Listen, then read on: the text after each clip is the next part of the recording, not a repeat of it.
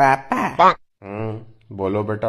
ये सब लोग मिडिल क्लास इतना करते रहते हैं, इसका मतलब क्या होता है मिडिल क्लास का? मिडिल क्लास मतलब हम बेटा। हाँ नहीं, वो तो पता है कि हम मिडिल क्लास हैं, पर इसका मतलब क्या एग्जैक्टली? हम मिडिल क्लास कैसे हैं?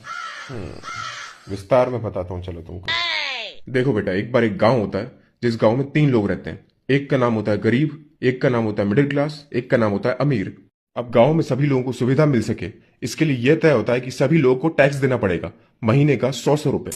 गरीब इतना कमाता नहीं है तो वो टैक्स भर नहीं सकता।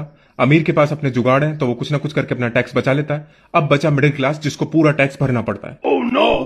फिर तो मिडिल क्लास को पूरी सुविधाएं मिलती होंगी ना पापा, क्योंकि वो पूरा टैक्स भर रहा है। नहीं बेटा, सुविधा मिलती है गरीब को क्योंकि वो गरीब है, और अमीर को क्योंकि उसके पास ताकत है। तो हमें क्या मिलता है पापा? बेटा, हमें मिलता है एक सर्टिफिकेट कि हम गरीब और अमीर दोनों के अन्नदाता हैं।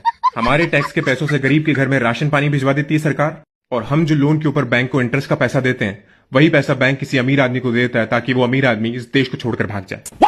तो इन शॉर्ट बेटा, हम इस देश के सुपर हीरो हैं। अन्नदाता हैं हम गरीबों और अमीरों के।